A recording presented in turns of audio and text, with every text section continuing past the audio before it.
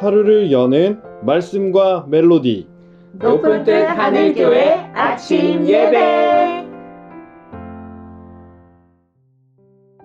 10월 10일 목요일에 인사드립니다. 반갑습니다. 오늘 함께 보실 말씀은 계시록 3장 14절부터 22절입니다. 이제 말씀을 듣습니다. 라오디게아 교회의 사자에게 편지하라. 아멘이시오 충성되고 참된 증인이시오 하나님의 창조의 근본이시니가 이르시되 내가 네 행위를 아노니 네가 차지도 아니하고 뜨겁지도 아니하도다. 네가 차든지 뜨겁든지 하기를 원하노라. 네가 이같이 미지근하여 뜨겁지도 아니하고 차지도 아니하니 내 입에서 너를 토하여 버리리라. 네가 말하기를 나는 부자라 부요하여 부족한 것이 없다 하나 네 곤고한 것과 가련한 것과 가난한 것과 눈먼 것과 벌거벗은 것을 알지 못하는도다. 내가 너를 권하노니 내게서 불로 연단한 금을 사서 부요하게 하고 흰 옷을 사서 입어 벌거벗은 수치를 보이지 않게 하고 안약을 사서 눈에 발라 보게 하라.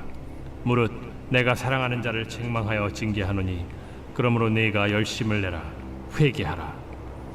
볼지어다 내가 문 밖에 서서 두드리노니 누구든지 내 음성을 듣고 문을 열면 내가 그에게로 들어가 그와 더불어 먹고 그는 나와 더불어 먹으리라.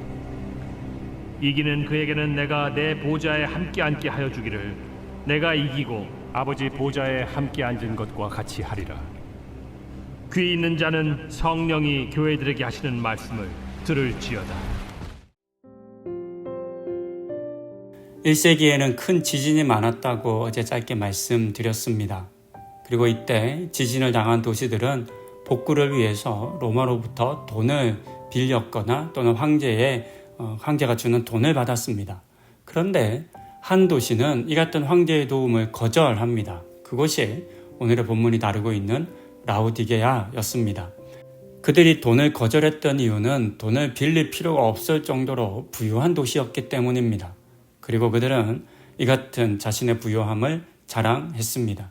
그래서 본문 17절 상반절은 내가 말하기를 나는 부자라 부요하여 부족한 것이 없다 라고 하는 말을 인용한 것입니다.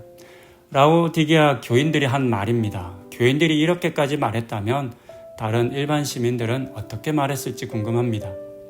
중요한 교역로에 도시가 위치했었고 의료가 뛰어났는데 특히 안과가 유명했습니다. 이 외에도 고급의 검은색 양모도 풍부했고 유명했었습니다. 무엇 하나 부족한 것이 없는 도시였습니다. 하지만 모든 것이 풍족하진 않았습니다. 그 중에서 한 가지가 매우 부족했는데요. 그것은 깨끗한 물이었습니다. 깨끗한 물이 없었기 때문에 구할 수 없었기 때문에 그래서 그들은 북쪽과 남쪽에 각각 다른 두 개의 도시 수원지에서 물을 공급받게 됩니다. 먼저 북쪽으로는 깎아지른 절벽 위에 높이 서 있는 온천도시 히에라폴리스에서 물을 공급받았습니다. 수로를 건설해서 물을 받았는데요. 이곳이 이제 온천도시이다 보니까 뜨거운 온천수가 흘러 들어왔습니다. 하지만 7, 8km 정도 흘러오면 더 이상 뜨겁지 않고 미지근한 물이 되었습니다. 남쪽으로는 우리가 잘 알고 있는 골로새라는 도시가 있었습니다. 골로새에는 눈 덮인 높은 카드모스 산이 있었는데요. 그곳에서 흘러내리는 물이 매우 깨끗하고 좋았습니다. 거의 알프스급 품질을 가진 차가운 시냇물이었다고 합니다. 이곳에도 수로를 만들어 물을 끌어 갔습니다. 하지만 약 18km 정도 떨어진 라오디게아에 닿았을 때는 그 장렬하는 더위로 인해서 이 물 역시 더 이상 차가운 물이 아니라 미지근한 물이 되었습니다.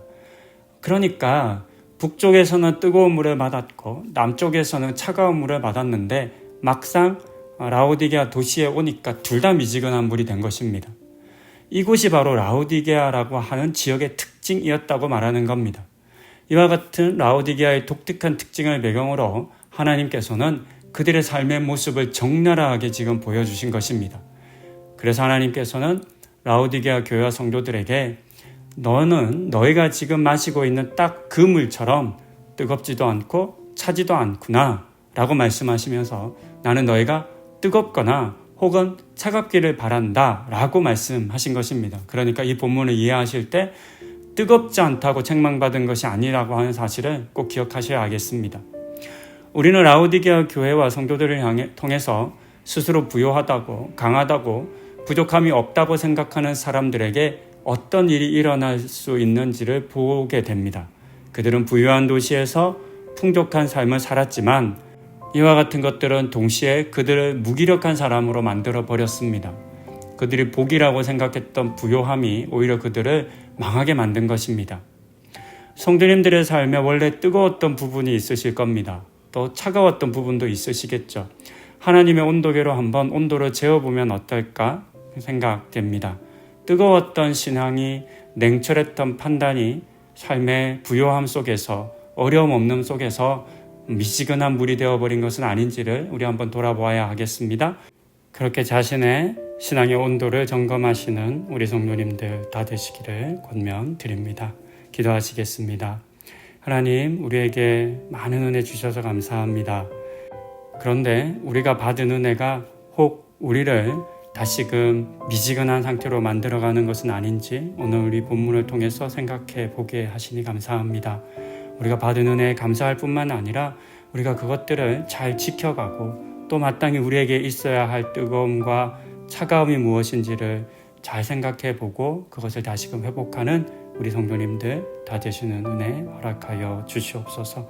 그와 같은 은혜를 우리 가운데 부어주시기를 간구드리며 이 모든 말씀 우리 주 예수 그리스도의 이름으로 기도드립니다. 아멘.